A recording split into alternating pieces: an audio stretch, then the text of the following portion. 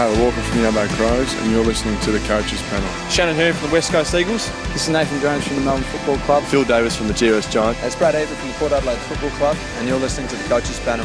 Hello, you with MJ.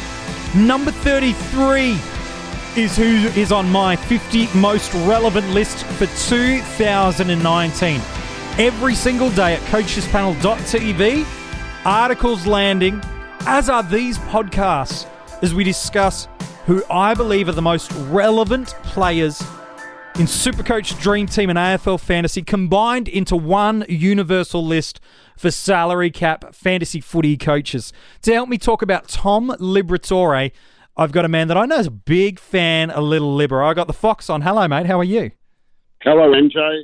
Hello, listeners. Nice to be with you this morning, afternoon, or late evening, whatever it may be in your part of the wood. I love that you just cover like every day part as soon as you get through just to feel safe. So I like that. Let's talk about Libba because he was once, especially in Supercoach, really considered an elite Uber premium. But he's had a few things go his way against him over the past few years. He's also picked up a premiership medal, so he probably doesn't give two stuffs.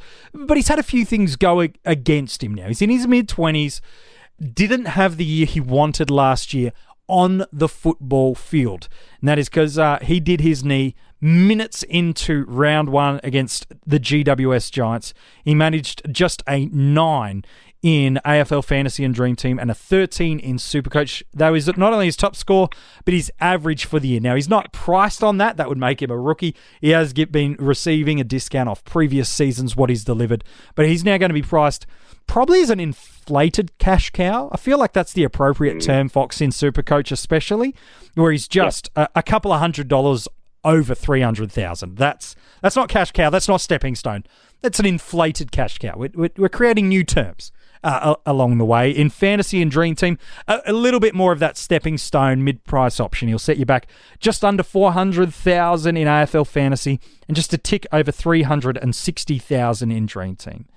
It was a bad year last year for Tom Liberatore, especially coming off the back of what was a slightly disappointing 2017 and then 2016 was phenomenal. We'll talk about that 2017 year in a moment, but let's take ourselves back, Fox, to this time 12 months ago. He'd come off what was, from a media critics and even some teammates have been pretty harsh on Tom publicly about what his 2017 season was like. And he was flying in preseason, not just in training and in match simulation, but in the JLT Community Series. He went 86 and 96 in AFL Fantasy and Dream Team and 99 and 123 in Supercoach in the Community Series. So there were signs there for coaches that were picking him as a mid-price option that he was value. And then, of course, something horrible happens minutes into the year and he does his knee. Yeah, I followed him very closely last year. I am a big fan of him. I picked him up number one in a keeper. It might have been the year after he broke out. I think it was about 214. But you're right. He had, a 99 at Mars against Hawks and a 123 Supercoach against the Pies at Murray. So he was absolutely flying. And I watched him very, very closely that match against GWS too, when he got 9 points in fantasy and 13, a whopping 13 in Supercoach. And yeah, tell you what, the only good thing about that was his ratio for the first time in his career was up 2 to 1 over that small. All 8 minutes he got to play. That small sample size, yeah. Yeah, look, it wasn't great for Libba, and 2017, which I mentioned, wasn't his best year. But even then, in those kind of opening games of the year, the first 3 games of the year, he was averaging 108 in Supercoach and 103 in Dream Team and Fantasy. So he flew out of the gate in 2017. But for them, the rest of the year, he only managed 1 more ton across the formats and ended up with an average of 79 in Supercoach and 79 in Dream Team. This was what was kind of delivered as a poor year in terms of his standards. And that's because when you look back at what he has done previously, he really has been considered a fantasy premium. Back in 2013 and 2014, he played every game, so 44 games. And during those 44 games, he averaged 98.1 in AFL Fantasy during 44 games and 108 in Supercoach. That's the combined average of 2013 and 2014. Combined, that's 27 Supercoach tons out of 44 and 19 Fantasy and Dream Team tons out of 44. It's some time ago, and Fox, it is dangerous going too far back, but it reminds ourselves as fantasy coaches that when he's fit and firing, he can be a dominant inside midfielder. Yeah. Can I add the cream and the cherry on top of it? Yes, please. Then, he was actually the league's top clearance and tackling player at that time too. Eight tackles a game. Six games he went over. What did he go over? 10. Two at 14 tackles a game. Yeah, wow. Yeah, in that 1 year, I think it was 214. Yeah, look, crazy numbers.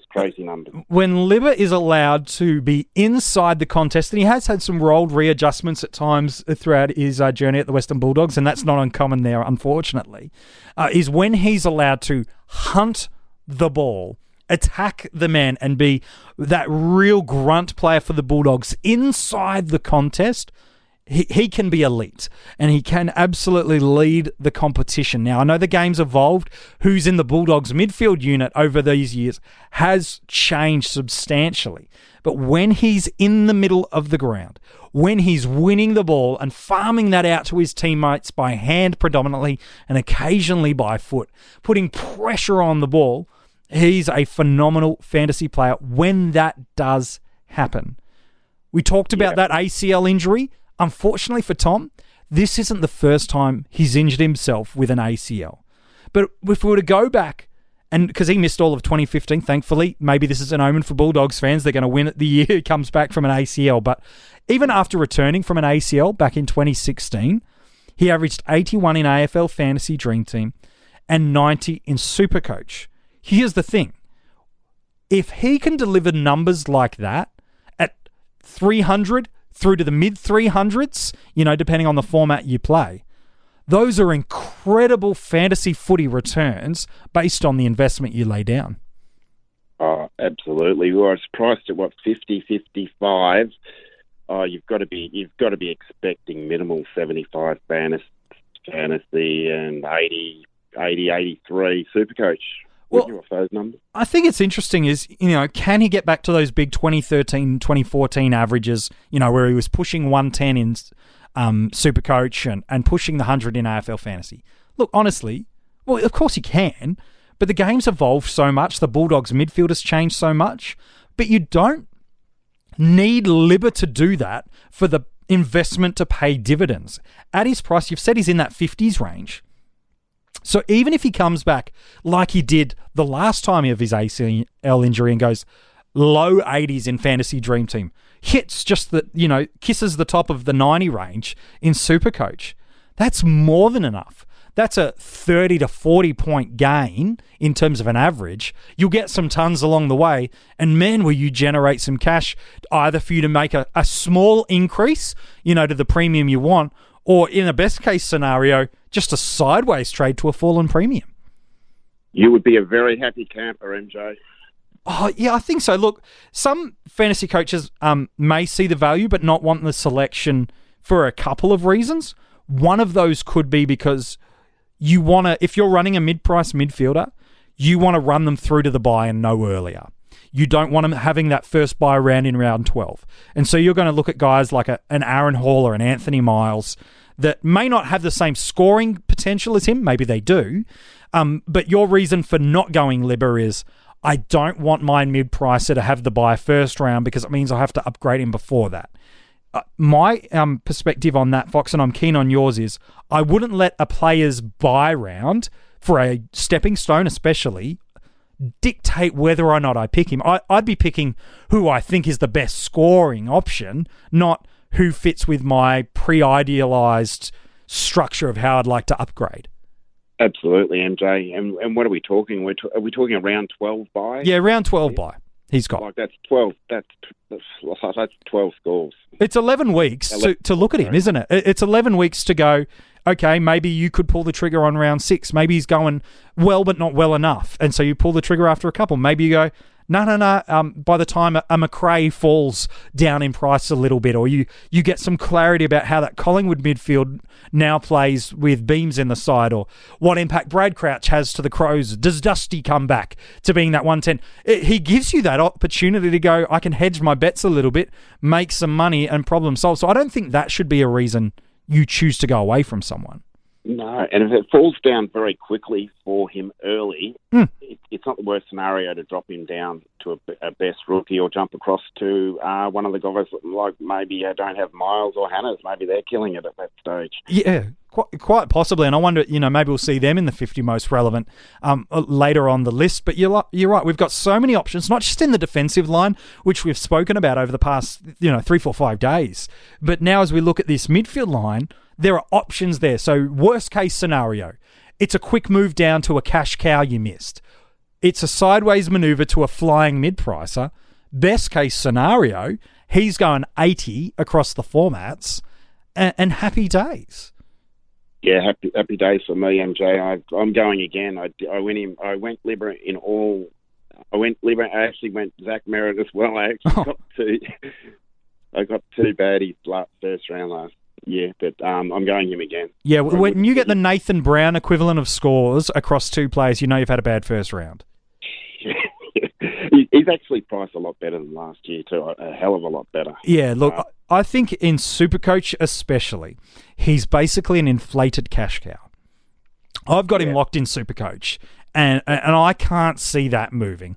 I would need to see Beveridge refuse to play him in the midfield and put him as a pressure forward, which would be baffling if they did that. But that's what I would need to see to be talked out of him, because I think in Supercoach, of pretty much all the mid-price kind of midfielders, he's the best stepping stone of almost all of them. In Fantasy and Dream Team, gosh, he's got to be right in the mix. If you're looking for a stepping stone, if you're looking for a mid-price midfielder, then Tom Liberatore must be a part of the equation. Yeah, Bevo's a strange cat, but I can't see him taking Libba out of putting him anywhere else. That's ridiculous. I think it's, you kind of look at that Bulldogs side, and one of the things that was so great about their 2016 year that now fantasy coaches have started to kind of dislike about him is the thing that won them the premiership, and there was a number of reasons, was the versatility of the players in their team to play multiple roles.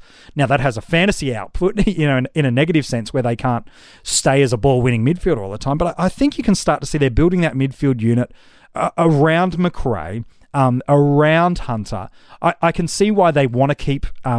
it's similar, and they're not similar players, but it's a similar understanding of why Richmond put Dusty forward for so much, is why they use Bontempelli forward so much. He's such a difficult matchup for anyone to compete at by the ground level or in the air, or keep the aerobic capacity with him. So I understand why they're keeping Bontempelli's role split.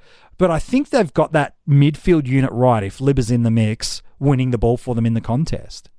Yeah, absolutely. It'd probably be resting. At the worst case scenario, he spends a few more minutes on the bench. Yeah, maybe. Look, track is pre-season. Absolutely, that is for sure. But if you're considering an option that is not a premium or a kind of a fallen premium, like a Sloan or something like that, or that's fallen off, but you know what they're going to deliver, if you're looking for a mid-price or stepping stone midfielder, Libba is in consideration. He must be there for you. The only reason he's not is you're going pure guns and rookies in the midfield. Let's talk about where we draft him, because he could slide under the radar here, Fox, further than he should. He really could. All right. Yeah, in the draft, or if you're going off the screen, he'll be very low. He'll be forgotten. If you're drafting off of 2018 averages, he'll be forgotten. Now, some may be doing it off a predicted average or a forecast average. Sure. For me, he's going to get picked. So it's a question of when, not if. Maybe it's stretching, but if I got Libba as my final midfielder on ground, I would be ecstatic to have him as an M7. Look, maybe I'll have to jump a pick earlier or so to be able to be sure that I get him. But I think he offers so much potential, and at that late in the draft when you're finishing your midfield spots, unless you go really heavy on the midfield and light on your other lines, You're just looking for guys that are going to play every week and have some ceiling about them that could win you a contest, that could win you a crucial matchup. And Liberatore's history has shown he can do that. Yeah, I think you hit it spot on there. Last spot in the midfield for sure. Even though I'm bullish on him, I wouldn't go early. You wouldn't go for an M6 for him? You still feel that's a bit too early? No, I think right on the edge of your midfield, right on the end, even emergency. Okay, wow, all right. So I think really, yeah. I think if you got him as an emergency, you've had the best draft day on the planet. I think things have happened. Yeah, I no doubt about it. If someone said, "Oh, I'm in a 10-person league, 7 midfielders on ground, I got Libba as my bench cover," I'd be like, "Hey, mate, nice work." If someone said, "I got him at M7," I'm like, "Yeah, that's okay." M6, I go, "Okay, how many midfielders and coaches have you got?" But that's still not beyond the realms of possibility. If you're going M5, you've either got 50 coaches in your league or you're too keen. Yeah, it's all relative to how he goes in the pre-season too. Oh, yeah, look, you could have your draft, kind of that week between the JLT Community Series ending and the big stuff happening, and he's just gone out and smashed out 35 possession games, big tons, he's the talk of the town. All of a sudden, his value's going up. But if you're picking your draft early in February, then no, you're going to be able to pick him up considerably early if that happens. Yeah, I think some coaches will wipe him and others will be keen. So. Well, if you're in a draft league with me, I'm keen, so just stand clear. Yeah, he'll be just in my team. He just makes your team. All right, hey man, appreciate your thoughts today on Tom Liberatore. No worries, buddy. See you, listeners. Bye. Oh, you're a good man. If you want to go and check out the article on Little Libba, that is at coachespanel.tv. The links to pledge and to support and become part of our Patreon, you can find that. And if you keep listening to these daily podcasts every single day, we appreciate you listening. We'd love you to leave a 5-star review. Really would help out the Coaches Panel. Nearly entering into the 20s of the 50 most relevant, getting close to that halfway mark. Love to get your thoughts on the 50 most relevant so far. Tomorrow, we land ourselves at the number 32. I'm pretty excited about the player you'll hear about tomorrow.